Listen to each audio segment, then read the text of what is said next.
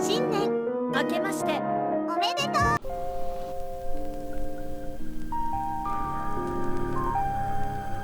Hey guys, Bowie here, and this is things I've learned with Arteezy's Gyrocopter in 7.13. In this game, Arteezy waited quite a bit in the offlane, not only to not get picked off by the Sand King plus Disruptor combination they have, but to read the lanes that he felt was going to be an aggro try, and he was actually right. Pay attention how Arteezy plays as soon as the creep waves meet. He beautifully placed the range creep in front and thus was able to deny his and wait for the lane to push.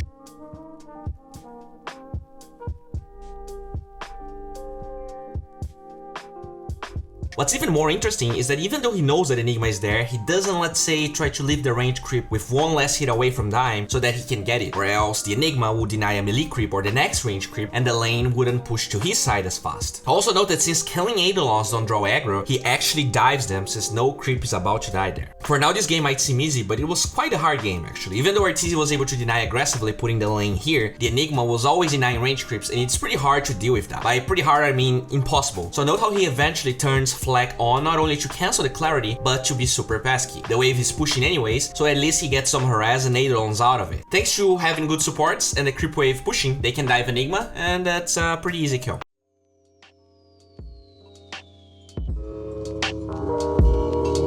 You can see that Arthur was constantly trying to kill the Eidolons that Enigma summoned, and that's not only because you want the gold. When Enigma is forced to deny creeps in your experience range, you'll be getting 25% of the experience of that range creep, and if you add the Eidolons in experience, you get almost entirely compensated by the deny, which is very important when playing a core like Gyro. He is heavily experience dependent. The way Arthur gets the next kill is also beautiful. He just waits for the lane to push, which is natural when you're playing against Enigma, and he boops him once, twice. When the tower is about to aggro, he cancels it, and with the missile and fly cannon, that's an easy one, especially because the next creep wave is also there to tank their aggression a little bit. While Enigma is super obnoxious to play against, his biggest strength, which is retreating the creep wave, can be used against him, especially if you have the right heroes. Since Arteezy dove Enigma twice, now he feels forced to jungle, and the Canadian can farm that offlane like it's a safe lane. At the start of this game, Arteezy mentioned he wanted to test a build, and this is where I'll focus most of the video. How to deal with Enigma as a Gyrocopter. A lot of the times, Enigmas in the late game can feel impossible to deal with, since a refresher black hole is enough to kill pretty much anyone, especially if you have no BKB piercing abilities. That's true, but with X-Gyro, not only you lifesteal, if you have lifesteal, you can also do damage even if you're stunned, and if he's farmed enough, he can chew heroes like Enigma that build pretty much no armor items. Anyways, going back to his game. When 5 minutes arrive, he turns Aquila on, and note how Arturit and his support AA play Crispy Dota to pressure the tower now that Enigma is not there anymore. Sand King tries to defend this and he's too weak.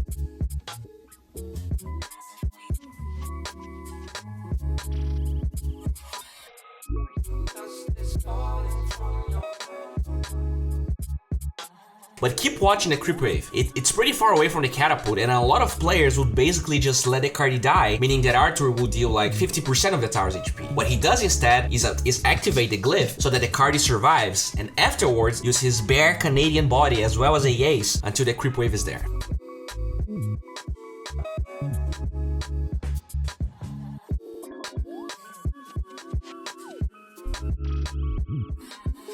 Then he subsequently flex the next wave, and the end result is probably 5 times more tower damage just because he glyphed smartly and tanked some attacks.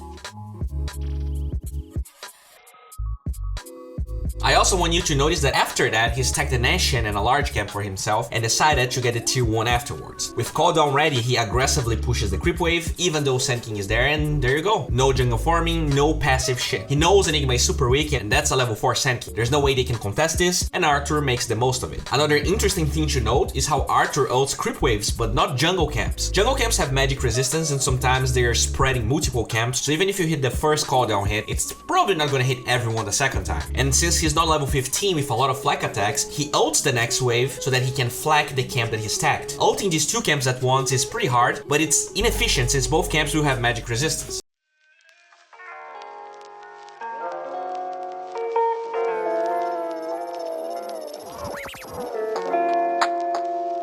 Not only that, his beautiful support AA stacks for him while he gets 2 bounties afterwards. That's pretty nice.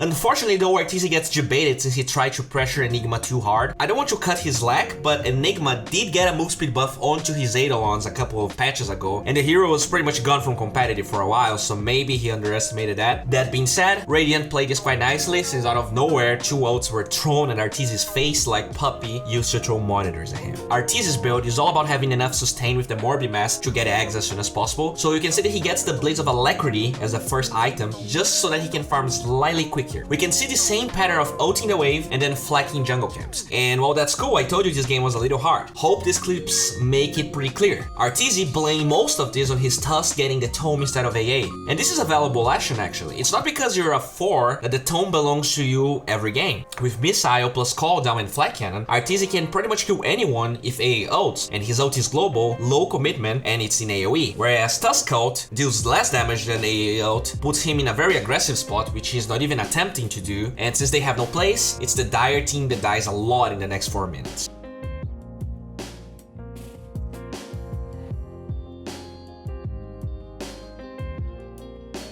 Eventually, when Arteezy finishes his eggs, you can see how he farms super fast. There's probably no hero in the Dire side that can farm as efficiently as Gyro. Note how the eggs naturally draws aggro from the Ancients, and then Arteezy just places himself in the best spot possible to farm 3 camps at once.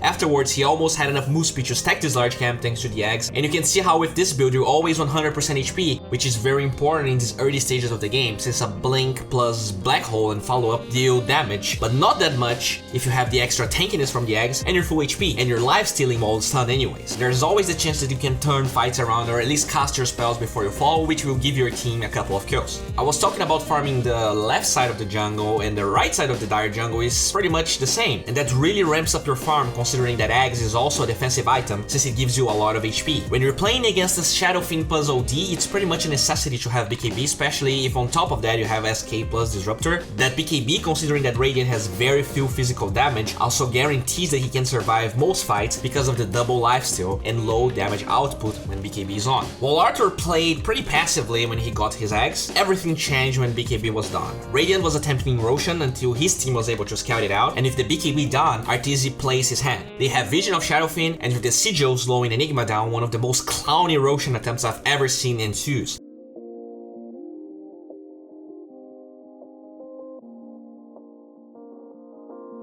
Arteezy grabs the Aegis, and you can see that he was actually clicking his BKB with the mouse and hotkey at the same time, and he was not able to dodge the damage. That was pretty funny.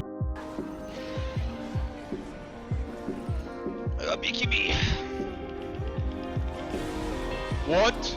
He actually timed it perfectly. The game was again pretty slow, but now I want to show you that after level 15, Arthur was actually using Flat Cannon in creep waves because he has a level 15 talent. Also note that even though he has it, he can use the X to kill the less annoying creep and save it to farm jungle camps afterwards. That's pretty nice.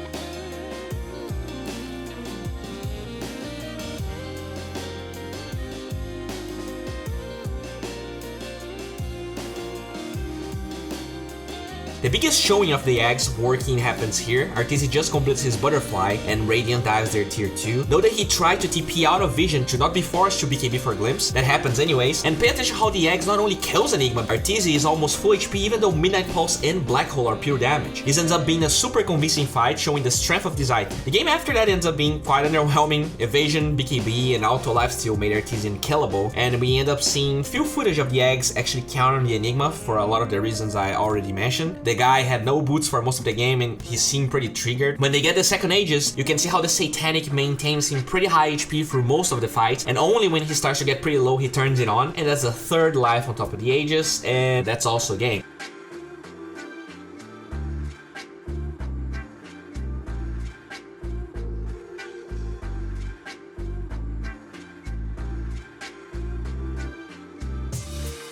Well guys, this ends up for today. If you enjoyed this video, please give it a thumbs up. That's the only way for me to know if the video is actually helping you guys. This video is sponsored by Pvgna. They have a huge library of videos. A lot of the tutorials are updated to 7.13. And it's not only about tutorials, there's videos talking about every single aspect of Dota, so check it out. Want to know what's happening in my life? Follow me on Twitter. If you want to see some crispy casts, or if you want to see me play Gyro, or maybe the Jungle Wraith King from last video, check my stream. I'll be playing when this video gets online, so just tune in if you're interested. Want to get some spoilers for the next video, follow me on Instagram. I'm always posting some stories to talk a little bit about what I'm doing. Want to talk to people that care about Dota and also about your crispy boy, join our Discord channel. And that's it guys, thanks for watching. And if you're interested in more footage about this game, keep watching. The game ID is at the end of the video and also in the description.